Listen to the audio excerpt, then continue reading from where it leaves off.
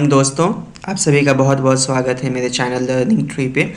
यहाँ पे 67th BPSC से रिलेवेंट जो करंट अफेयर्स है हम उसको डिस्कस कर रहे हैं। ये डिस्कशन का हमारा 5वां पार्ट है।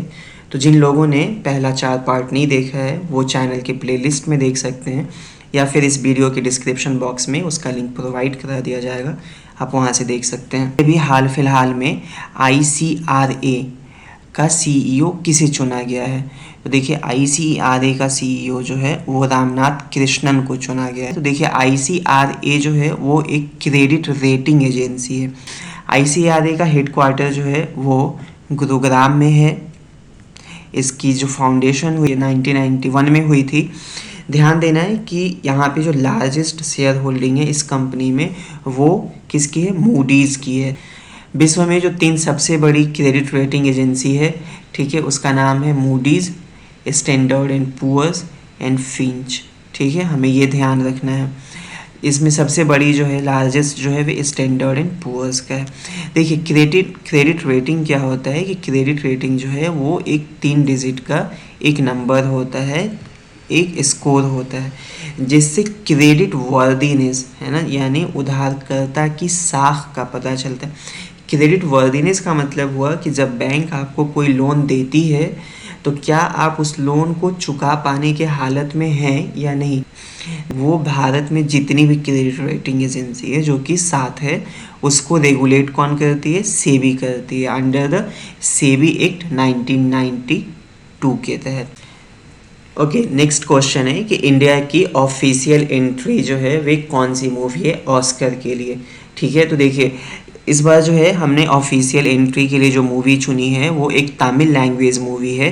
ठीक है, जिसको डायरेक्ट किया है विनोद राज PS ने और मूवी का नाम है कोझांगल, जिसे अंग्रेज़ी में इंटरनेशनली इस मूवी को पिम्बल्स के नाम से जाना जाता है। हमें डायरेक्टर इसलिए याद रखना है या फिर लैंग्वेज इसलिए याद रखना है कि कल जो था वो UPPCS का प्री एग्ज़ाम था। उसमें क्या पूछा गया था? एक क्वेश्चन ये पूछा गया था कि 2021 में जिस मूवी को ऑस्कर मिला उसकी डायरेक्टर कौन थी। ठीक है, तो इसलिए हमको ये ध्यान रखना है। 94th ये जो हम लोग मूवी भेजे हैं वो 94th ऑस्कर अवार्ड के लिए हम लोगों ने ऑफिशियली सिलेक्ट किया है, जो कब आयोजित किया जाएगा? मार्च 27, 2022 में आयोजित किया जाएगा। देखिए ये ऑस्कर का आयोजन जो है वह डॉल्बी थिएटर लॉस एंजलिस में होता है, हर एक साल होता है। ठीक है, ऑस्कर अवार्ड जो है 1928 में शुरू किया गया था और तब से लेके ये हर एक साल जो है एवरी ईयर इस अवार्ड को दिया जाता है। इस अवार्ड में टोटल 24 कैटेगरी।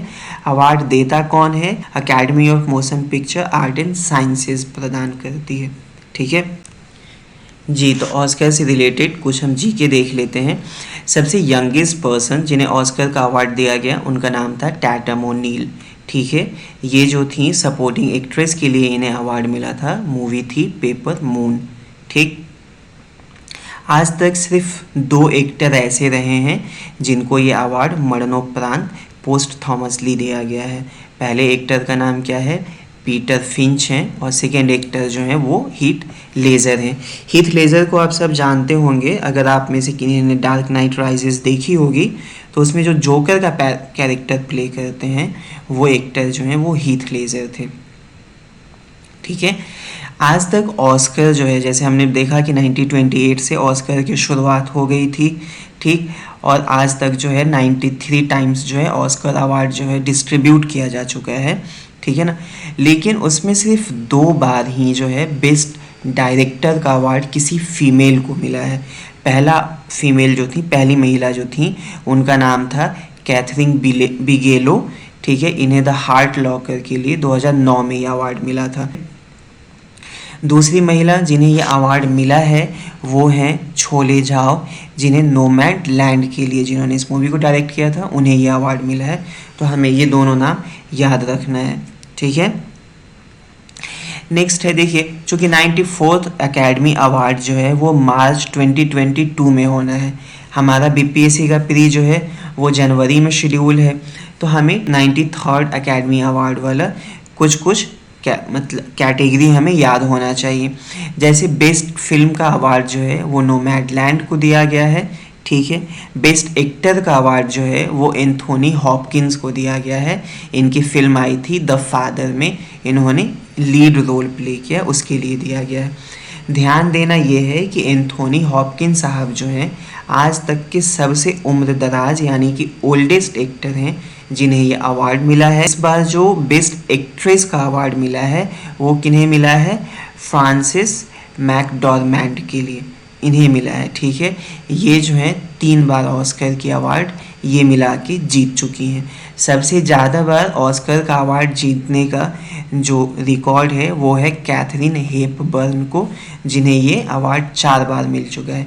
मेल कैटेगरी में बहुत सारे नाम हैं, फीमेल कैटेगरी में हमें याद रखना है कि ये कैथरीन हेपबर्न सबसे ज़्यादा बार ये अवार्ड जीत चुकी हैं। नेक्स्ट एक बुक न्यूज़ में था, बुक का नाम था origin story of Indian state. इसके राइटर कौन हैं? देखिए, origin story of Indian state के राइटर जो हैं वो वेंकटराघवन सुभाष श्रीनिवासन है। और इस बुक को पब्लिश कौन किया है? पेंगुइन रैंडम हाउस इंडिया ने किया है। पब्लिशर का नाम हमें याद नहीं रखना। देखिए, नेक्स्ट है world polio day. World polio day कब मनाया जाता है, इसका थीम क्या है और क्यों मनाया जाता है, हम इस 3 चीज़ को देखेंगे। पहला 24 अक्टूबर को मनाया जाता है। इसका थीम जो है 1 day 1 focus, ending polio delivering on our promises of polio free world, जिसका हिंदी है पोलियो को समाप्त करना, पोलियो मुक्त दुनिया के हमारे वादे को पूरा करना। ये इसलिए मनाया जाता है कि आज ही के दिन American medical researcher John Salk जो थे उनका जन्म हुआ था, ठीक है, इसलिए हम इसे मनाते हैं। देखिए, पोलियो को जो है आप यहाँ पे नाम देखेंगे पोलियो माइलाइटिस भी कहा जाता है, तो ध्यान रखना है पोलियो की जगह अगर पोलियो माइलाइटिस पूछ दे तो हमें घबराना नहीं है, दोनों एक ही बात होती है, ठीक। इसको इस्टेब्लिश कौन किया था, किसने मनाना शुरू किया था, तो रोटरी इंटरनेशनल ने शुरू किया था। पोलियो का वैक्सीन जो है, जो पहला जिसे जॉन साल्क ने डेवलप किया था, उसका डेवलपमेंट जो है 26 मार्च 1953 को हुआ था। हमें ये डेट और ये टाइम, हमें ये ईयर याद रखना है, 26 मार्च 1953 को। लेकिन वो जो है वो इंजेक्टेबल इनएक्टिवेटेड पोलियो वैक्सीन था। इंजेक्टेबल वैक्सीन जैसे बाकी और वैक्सीन आप लगाते हैं, टीवी का, खसरा का, डिप्थीरिया का, हेपेटाइटिस का, उसी तरीके से ये इंजेक्टेबल वैक्सीन था। हम जो पोलियो वैक्सीन यूज करते हैं इम्यूनाइजेशन प्रोग्राम में इंडिया और बाकी वर्ल्ड में, उस वैक्सीन को क्या कहा जाता है, लाइव ओरल पोलियो वैक्सीन, ठीक है ना, OPV कहा जाता है। इसको डेवलप किया था अल्बर्ट साबिन ने 1961 ईस्वी में, ठीक है। देखिए, पोलियो से रिलेटेड आपको इम्पॉर्टेंट चीज़ ध्यान देना है कि पोलियो के 3 स्ट्रेन, बेसिकली 3 टाइप वायरस के हैं, P1, P2 और P3। P2 जो है 1999 में ही जो है इरेडिकेट हो चुका था, और P1 और P3 जो है 2014 में इंडिया से ख़त्म हुआ था। इसलिए कि पोलियो जो है वह वायरस की वजह से होता है। ये मेनली जो है स्पाइनल कॉर्ड को, रीढ़ की जो हड्डी है उसको इन्फेक्ट यानी संक्रमित करता है। इसकी वजह से क्या होता है, पैरालिसिस हो जाती है। पोलियो वायरस का जो संक्रमण होता है वो केवल और केवल मनुष्यों में होता है, और वो भी किस थ्रू, वे ओरल फोइकल रूट के थ्रू होता है। यानी किसी संक्रमित व्यक्ति के अगर आप मल के संपर्क में आते हैं, ठीक है ना, उसके वजह से होता है। ये सबसे बड़ा वजह है, ठीक है। बाकी सिनीज और कफ की वजह से भी होता है, लेकिन ये लीस्ट कॉमन फैक्टर है। नेक्स्ट है रोटरी इंटरनेशनल। देखिए, रोटरी इंटरनेशनल क्या है कि एक अंतर्राष्ट्रीय इंटर गवर्नमेंटल सर्विस ऑर्गेनाइजेशन है। सर्विस ऑर्गेनाइजेशन मतलब सेवा के भाव से किसी संस्था का, जिस संस्था का गठन किया गया था, ठीक है। गठन कब हुआ था, इसका फॉर्मेशन हुआ था 1905 में। संस्थापक जो थे पॉल पी हैरिस थे। हेडक्वार्टर जो है आपको इलिनोइस यूनाइटेड स्टेट में है, USA में है। नेक्स्ट एक स्कीम चर्चे में था, ठीक है। श्री धनत्वरी जेनेरिक मेडिकल स्टोर योजना की शुरुआत किस राज्य ने की है। तो इसकी शुरुआत जो है वे आपको छत्तीसगढ़ की सरकार ने की है। जेनेरिक मेडिसिन का क्या है कि आपको देखिए, जेनेरिक मेडिसिन और प्रोप्राइटरी मेडिसिन में फ़र्क ये होता है कि जब किसी मेडिसिन का पेटेंट पीरियड कंप्लीट हो जाता है तो उस मेडिसिन को जो है हम लोग जेनेरिक मेडिसिन कहते हैं। बाकी उसकी इफिकेसी में कोई फ़र्क नहीं होता है, दोनों बराबर काम करते हैं, ठीक है ना। एक पेटेंट होता है तो उसको प्रोप्राइटरी कहते हैं, दूसरा पेटेंट जब कंप्लीट हो जाता है, ख़त्म हो जाता है, तो हम लोग उसको जेनेरिक मेडिसिन कहते हैं, ठीक है। नेक्स्ट एक टर्म न्यूज़ में था अभ्यास। देखिए अभ्यास जो है वो DRDO ने, DRDO का फुल फॉर्म हमने पहले लेक्चर में पढ़ चुके हैं। तो अभ्यास को जो है वे DRDO ने लॉन्च किया है, ठीक है। मतलब बहुत तेज़ी से कोई हवा में उड़ने वाला कोई टारगेट हो, कोई शत्रु की कोई विमान हो या रॉकेट हो, तो उसको कैसे इंटरसेप्ट करेंगे और उसको कैसे डिस्ट्रॉय करेंगे, वो जो है इन्होंने क्या किया, इनकी जो प्रैक्टिस थी उसको इन्होंने अभ्यास कहा है, ठीक है।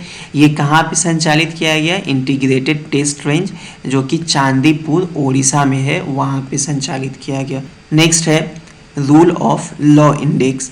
एक जारी कौन करता है, दूसरा भारत में इसकी रैंकिंग क्या है। देखिए इसे जारी करता है वर्ल्ड जस्टिस प्रोजेक्ट, ठीक है, जिसका हेडक्वार्टर वाशिंगटन DC में है। अगर इंडिया की रैंकिंग की बात करें तो हम लोग 79 पोजीशन पे हैं, ठीक है। सबसे घटिया एकदम रद्दी का जो स्टेट है वो वेनेजुएला है, और सबसे बेहतरीन स्टेट जो हैं वो डेनमार्क है, नॉर्वे और फिनलैंड है। हमें अपना पोजीशन एटलीस्ट याद रखना है, जो सबसे वर्स्ट है उसको याद रखना है, जो सबसे बेस्ट है उसको याद रखना है, ठीक है। नेक्स्ट, आत्मनिर्भर स्वास्थ्य भारत योजना एक की शुरुआत कहाँ की गई है, इसकी शुरुआत किसने की और ये स्कीम क्या है। पहली चीज़, इसकी शुरुआत जो है हमारे प्राइम मिनिस्टर ने की, कहाँ पे, वाराणसी में की, 24 अक्टूबर को की गई, ठीक है। ये क्या है तो देखिए ये एक पैन इंडिया स्कीम है, मतलब पूरे भारत में ये स्कीम लागू होगा। इसमें जो हेल्थ इंफ्रास्ट्रक्चर है करने के लिए उसको मजबूत करने के लिए किया गया है, और दूसरा इस काम के लिए कि शहरों और गांवों के बीच में जो है जो एक खाई बनी हुई है मेडिकल सर्विस को लेके, कि अच्छा शहर में तो बेहतर सर्विस है लेकिन गांव में नहीं है, तो हमको उस खाई को पाटना है ना, उस गैप को कम करना है, उसके लिए की गई है। हमने हेल्थ पे कितना आवंटन किया है, ठीक, तो देखिए बजट 2021-22 के हिसाब से हमने हेल्थ पे GDP का 1.2% का आवंटन किया है, ठीक है। नेक्स्ट है कि भारत का प्रथम इंडिजीनियस मतलब अपने देश में जो विकसित हुआ एयरक्राफ्ट कैरियर कौन है। एयरक्राफ्ट कैरियर मतलब आपको नाम से स्पष्ट पता है कि ये एक वैसा जहाज है जिस पे कई सारे एयरक्राफ्ट जो हैं, जो फाइटर प्लेन हैं, लड़ाकू विमान जो हैं वो इस पे रहते हैं। वहाँ पे इनके लिए टेक ऑफ की फैसिलिटी होती है, लैंडिंग की फैसिलिटी होती है, ठीक है ना। तो ये कौन सा है, भारत का पहला indigenous develop aircraft carrier INS Vikrant है। अभी ये नेवी में कमीशन नहीं हुआ है, इसको कमीशन करने का जो डेट रखा गया है वे 2022 में है, ठीक है। हमें ध्यान रखना है डेवलप किसने किया है, कोचिन शिपयार्ड लिमिटेड ने डेवलप किया है, ठीक है। ऑलराइट गाइस, नेक्स्ट न्यूज़ जो था वो ग्रीन हाइड्रोजन था। कॉन्टेक्स्ट ये था कि सऊदी अरेबिया ने ये डिसाइड किया है कि 2030 तक उसके ऑयल से जितना रेवेन्यू आएगा उसका यूज करेगा वह ग्रीन हाइड्रोजन के प्रोडक्शन में। तो फिर ग्रीन हाइड्रोजन कहते किसे हैं। सबसे पहले हाइड्रोजन के बारे में आपको प्रॉपर्टी ये है कि हाइड्रोजन जो है एक फ्यूल सेल है। हाइड्रोजन अपने आप में कोई फ्यूल नहीं है, यानी ये एक एनर्जी का कैरियर होता है, ठीक है। जब इसको केमिकल रिएक्शन के रूप में आप यूज़ करते हैं तो इसकी वजह से एनर्जी का प्रोडक्शन होता है, ठीक है ना, ये बात ध्यान रखना है।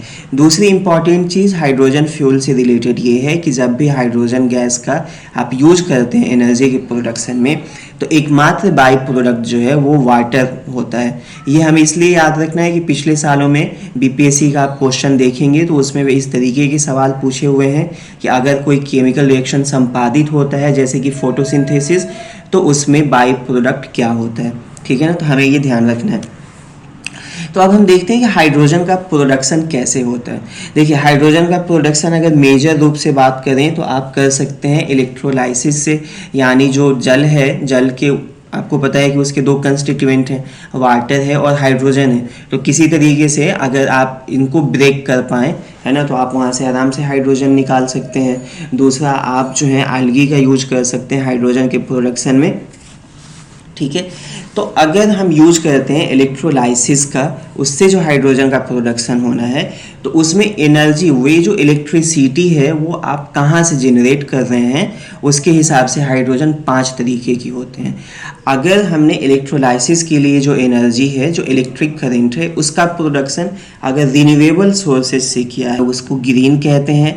अगर हमने गैस का यूज किया है और जो भी इलेक्ट्रिसिटी प्रोडक्शन के दौरान CO2 का एमिशन हुआ है, अगर हम उसको कैप्चर कर लेते हैं तो उसको ब्लू कहते हैं। यानी ब्लू में 2 पार्ट हैं, एक हम गैस का यूज कर रहे हैं, दूसरा जो भी कार्बन का उत्सर्जन हुआ, CO2 का एमिशन हुआ, हम उसको कैप्चर कर रहे हैं, ठीक है। तीसरा जो है ग्रे में क्या होता है कि इसमें हम नेचुरल गैस का यूज तो करते हैं, लेकिन जो भी CO2 का एमिशन होता है हम उसको कैप्चर या स्टोरेज नहीं करते हैं। चौथा जो है ब्राउन है। ब्राउन में क्या है कि इसमें कोयले से जिस विद्युत की, जिस इलेक्ट्रिसिटी का प्रोडक्शन होता है, हम लोग उसका यूज करते हैं, ठीक है ना। आप सबको पता होगा कि कोयला जो है वे सबसे ज़्यादा पॉल्यूटिंग माना जाता है एनर्जी प्रोडक्शन में, ठीक है। इसीलिए हमने इसको सबसे लोएस्ट कैटेगरी में रखा है। सबसे हाईएस्ट कैटेगरी किस चीज़ का है? ग्रीन का है। और साथ ही साथ दोस्तों आपको साइंस एंड टेक जो है, यानी साइंस जो है वे आपको लूसेंट से पढ़ते रहना है। 30 से 35 क्वेश्चन साइंस में हर साल BPSC से पूछे जाते हैं, तो आप लूसेंट तो एकदम याद ही रखिए। नेक्स्ट हम लोग बात कर लेते हैं कि जो है US ग्रैंड प्रिक्स 2021 का विनर कौन है। तो देखिए US ग्रैंड प्रिक्स 2021 के जो विनर हैं वो मैक्स वर्स्टैपेन है, ठीक है ना, जो कि कहाँ के हैं? डेनमार्क के फॉर्मूला 1 के ड्राइवर हैं। ये रेड बुल टीम के लिए खेलते हैं। और US ग्रैंड प्रिक्स जो है या आपको USA के टेक्सास जो स्टेट है वहाँ पे इसको कंडक्ट किया जाता है, ठीक है। अगला क्वेश्चन है कि इंडिया की पहली टेस्ट ट्यूब बनी बफेलो जो है वो कहाँ पे पैदा हुई है, वह किस स्टेट में पैदा हुई है। तो आपको ध्यान रखना है कि इंडिया की पहली टेस्ट ट्यूब बफेलो जो है वे गुजरात के गिर सोमनाथ जिले में, गिर सोमनाथ डिस्ट्रिक्ट में पैदा हुई है। बाकी बनी क्या है? तो देखिए बनी जो है वे बफेलो की एक ब्रीड है जो प्राइमरली जो है गुजरात के कच्छ रीजन में पाई जाती है, ठीक है ना। दूसरा इंपॉर्टेंट चीज़ हमें ध्यान रखना है कि भारत में दुनिया की 56% भैंसें पाई जाती हैं। 56% ऑफ वर्ल्ड बफेलोज, ठीक है ना, वे इंडिया में पाई जाती हैं, ठीक है। इसका जो ये है, जैसे टेस्ट ट्यूब मतलब in vitro fertilisation. In vitro fertilisation में क्या होता है कि एग और स्पर्म जो है वे फर्टिलाइज लैब में होते हैं, ठीक है ना, वे किसी भी लिविंग बॉडी के अंदर फर्टिलाइज नहीं होते हैं, तो इसको इन विट्रो फर्टिलाइजेशन कहा जाता है। इन वीवो अगर कहते हैं तो इन वीवो का मतलब वे बॉडी के अंदर फर्टिलाइज हो रहा है, ठीक है। यहाँ पे हम पशुधन लिव स्टॉक जनगणना के बारे में बात कर लेते हैं। देखिए लिव स्टॉक जनगणना जो है हर एक 5 साल पे होता है। 1919-20 से हम लोग इसको लगातार कंडक्ट कर रहे हैं। जो एनिमल हस्बेंड्री का डिपार्टमेंट है, ठीक है ना, एग्रीकल्चर मिनिस्ट्री के अंतर्गत, वो इसको कंडक्ट कराता है, ठीक है। अगर सबसे ज़्यादा कैटल के बारे में बात करें तो उसकी संख्या जो है वेस्ट बंगाल में सबसे ज़्यादा है। अगर बकरी की बात करें तो राजस्थान, भैंस की बात यूपी, शिप सबसे ज़्यादा तेलंगाना में, कैमल और डंकी अगर बात तो मैक्सिमम राजस्थान में। अगर टोटल लिव स्टॉक के बारे में बात करें, टोटल पशुधन के बारे में बात करें तो सबसे ज़्यादा वे यूपी में पाई जाती है, उसके बाद राजस्थान में, मध्य प्रदेश में, वेस्ट बंगाल में, हमारा अपना राज्य बिहार जो है वे 5वें नंबर पे है। भारत में दुनिया की सबसे ज़्यादा जो है पशु की आबादी पाई जाती है, ठीक है। एग्रीकल्चर से संबंधित कुछ क्रांतियाँ जो हैं वे हमें याद रखना है, क्योंकि यूजुअली BPSC पूछते रहता है। तो सबसे पहले सबसे फेमस वाइट रिवॉल्यूशन क्या है? तो देखिए वाइट रिवॉल्यूशन जो है वे मिल्क प्रोडक्शन से संबंधित था। भारत जो है दुनिया में दूध का प्रथम जो फर्स्ट या लार्जेस्ट प्रोड्यूसर है वो है। ठीक है, इसकी शुरुआत जो है ऑपरेशन फ्लड जो है इसी से संबंधित था। ठीक है ना, हमें ये भी ध्यान रखना है। नेक्स्ट है ब्लू रिवोल्यूशन, फिश से रिलेटेड। ठीक है, इंडिया जो है दुनिया का, चाइना के बाद दुनिया का सेकेंड लार्जेस्ट फिश प्रोड्यूसर है। आप सबको पता होगा कि मछली का उत्पादन जो है या तो इनलैंड वाटर में किया जाए, यानी ज़मीन आप मतलब एक नेशनल टेरिटोरी या नेशनल फ्रंटायर है उसके अंदर जितने भी वाटर बॉडीज़ हैं आप वहाँ से प्रोड्यूस करिए, नहीं तो क्या होता है कि आप ओशियन से प्रोड्यूस करिए। तो हमें ध्यान रखना है कि हमारे यहाँ हिंदुस्तान में अधिकांश जो मछली का प्रोडक्शन होता है वो अंतर्देशीय मत्स्य क्षेत्र यानी इनलैंड फिशरी सेक्टर से आता है। ठीक है ना। इसके अलावा पिंक रिवोल्यूशन जो है वे आपको मीट और पोल्ट्री से रिलेटेड है, जैसे मांस और कुक्कुट उद्योग से संबंधित है। ये मिनिस्ट्री ऑफ फूड प्रोसेसिंग के अंतर्गत है। मिनिस्ट्री आप नहीं भी याद रखिए बीपीएससी के लिए, लेकिन आपको वर्ल्ड एसोसिएशन याद होना चाहिए कि हाँ हमको पिंक रिवोल्यूशन जो है मीट और पोल्ट्री से रिलेटेड है। येलो रिवोल्यूशन जो है पीली क्रांति तिलहन से संबंधित है, तो हमें ध्यान रखना है। हनी मिशन या स्वीट रिवोल्यूशन जो है हनी के प्रोडक्शन से रिलेटेड है। ठीक, आप थोड़ा सा लार्जेस्ट प्रोड्यूसर देख रहे हैं तो देख लीजिए, लार्जेस्ट मिल्क प्रोड्यूसर की बात करें तो सबसे ज़्यादा मिल्क का उत्पादन पूरे हिंदुस्तान में यूपी करता है, दूसरे नंबर पे राजस्थान है। सबसे ज़्यादा फिश के प्रोडक्शन की बात करें तो अगर समुद्री फिश के आप प्रोडक्शन की बात करिएगा तो सबसे ज़्यादा गुजरात, उसके बाद तमिलनाडु आता है। ये सब हमें याद रखना है। अगर हम इनलैंड वाटर से फिश की प्रोडक्शन की बात करें तो सबसे ज़्यादा फिश का प्रोडक्शन जो है वो आंध्र प्रदेश और पश्चिमी बंगाल में, वेस्ट बंगाल में होता है। फिश कंजम्पशन की बात, फिश का सबसे लार्जेस्ट कंज्यूमर जो है वो त्रिपुरा है, सेकेंड लार्जेस्ट केरल है और थर्ड जो है मणिपुर है। ये जितने भी स्टैटिस्टिक यहाँ पे यूज किए गए हैं वे हैंडबुक ऑन फिशरीज स्टैटिस्टिक 2020 से यूज किए गए हैं। तो अगर कोई भी फैक्ट पे आपको डिस्प्यूट होता है तो प्लीज़ आप जाइए और इसे चेक कर सकते हैं ना, ये PDF फ्री में अवेलेबल है आपको। नेक्स्ट एक इसी से रिलेटेड टर्म था कि मैरीकल्चर किसे कहते हैं। तो देखिए मैरीकल्चर का मतलब ये हुआ कि समुद्री जीवों का समुद्र में उनके प्राकृतिक वातावरण में खेती जो करते हैं हम उसे मैरीकल्चर कहते हैं। ठीक है ना, यानी कि cultivation of marine organism in their natural environment. ध्यान देना है कि मराइन ऑर्गेनिज्म ऐसा नहीं कि सिर्फ और सिर्फ मछली के अलावा समुद्र से और भी कई चीज़ें प्राप्त हमें होती हैं, हम लोग उन तमाम चीज़ों को प्रोड्यूस कर सकते हैं, तो इसे हम लोग मैरीकल्चर कहते हैं। कि कृषि जो है, एग्रीकल्चर जो है वो स्टेट का सब्जेक्ट है, उसी तरीके से मैरीकल्चर भी चूँकि एग्रीकल्चर से रिलेटेड है, एग्रीकल्चर या फार्मिंग ऑफ मराइन ऑर्गेनिज्म, तो इसलिए मैरीकल्चर भी राज्य सूची का विषय है। ठीक है। नेक्स्ट है इंटर रिलीजियस कॉन्फ्रेंस, अंतर धार्मिक जो कॉन्फ्रेंस है वो कहाँ हुआ है।